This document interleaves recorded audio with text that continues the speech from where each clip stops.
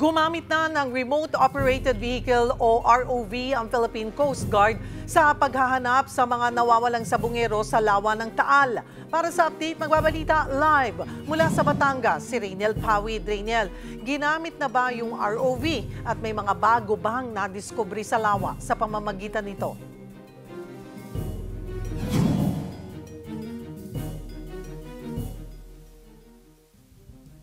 Sa lawa ng Taal ay ginamit na raw yung remotely operated vehicle o yung underwater drone.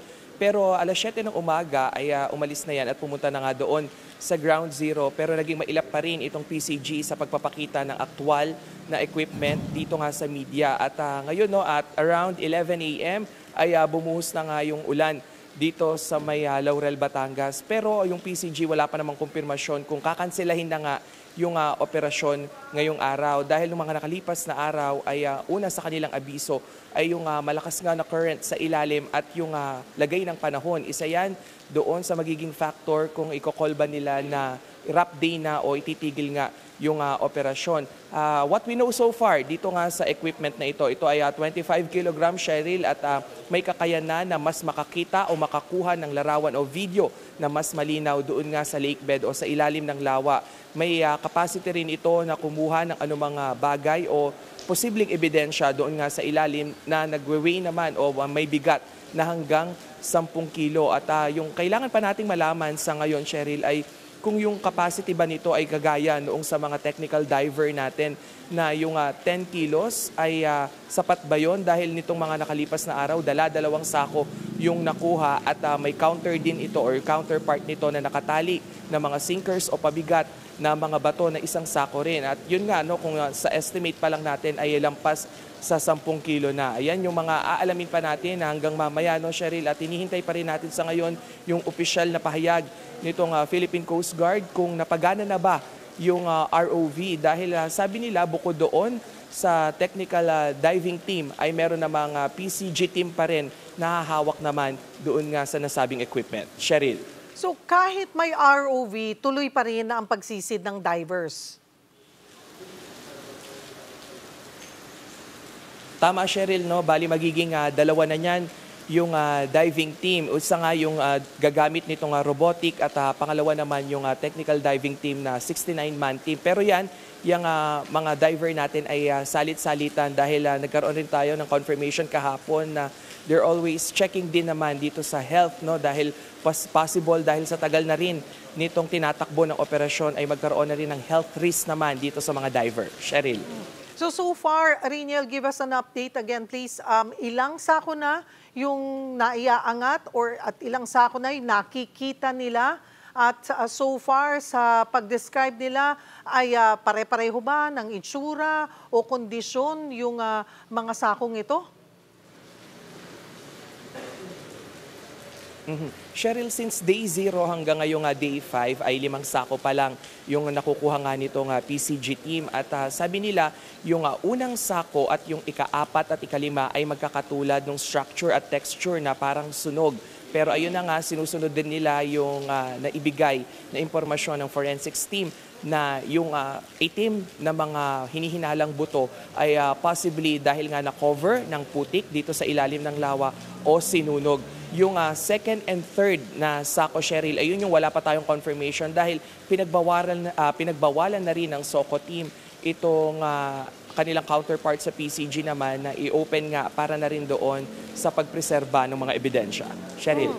Pero may update na ba kung kailan malalaman kung remains nga ito ng tao o hayop? Kasi naalala ko, parang may nabanggit si Dr. Raquel Fortuna, ang pinakamabilis lang naman na gagawin doon ay i-x-ray para malaman kung anong klaseng buto ito. Tsaka pwede nang mag-move forward doon sa gagawing investigasyon. Cheryl, sa ngayon we have 3 information regarding dyan sa mga ebidensya na nakita. First, yung sa PCG. Sinabi nila na itong first, dun muna tayo sa pulisya dahil kahapon ay kinonfirm ng PNP na halo nga ito ng buto ng tao at buto ng hayop. Pangalawa naman, sa forensic pathology expert natin na si Dr. Fortun, sinabi niya nga na though pwede nga, possibly na ito nga ay buto ng tao pero it will take around a month or so para ma-confirm natin through DNA testing kung ito nga bang mga buto na ito ay related dito sa mga sabungero. Pero itong PCG, nakausap natin 2 days ago, sinabi nila na yung data analysis o yun doon sa buto ay pwedeng lumabas within a week. So 3 yung hawak natin na information ngayon, Cheryl, pero yung nag-confirm pa lang na mix nga ito ng buto ng tao at hayop ay yung PNP kahapon.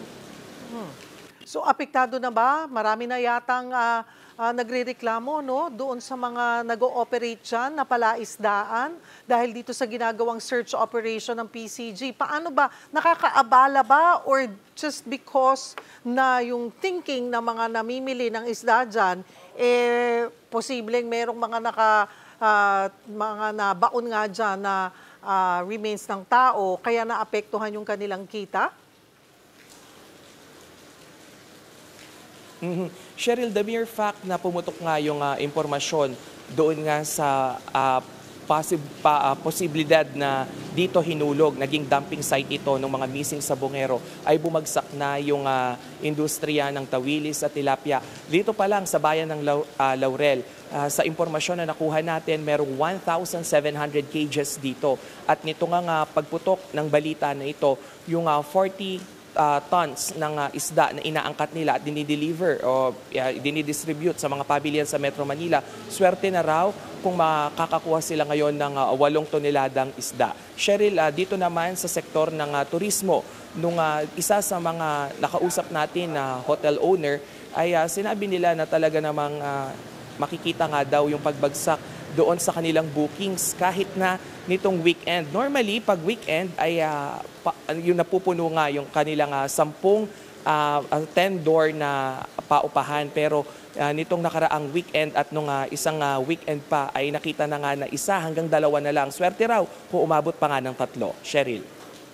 May time frame din ba silang kung sakaling hanggang kailan nga gagawin yung paghahanap at may iba pa bang areas na sisilipin after this, Rainiel? Cheryl, yung sa time frame, sinabi ng PCG na wala. Dahil sinabi nila hanggat hindi nila nagagalugad yung searching area na itinakda rin nito nga kanilang mga counterpart gaya na lamang ng DOJ at ng forensics unit at base na rin doon sa pahayag nga nito nga whistleblower ay i-expand pa nila to ng i-expand. Nung day 1 at day 2, 100 meter by 100 meter lang pero ngayong day 5 ay umabot na nga sa 150 meter by 150 meter. At doon naman, Cheryl, sa inaasahan pa natin na may mga ibang lugar pa ba na pwede silang galugarin. Nakadepende pa rin daw ito doon nga sa mga impormasyon na hawak naman ng DOJ at ng iba pang mga testigo. Cheryl. Maraming salamat for the update, Rainiel Pawid.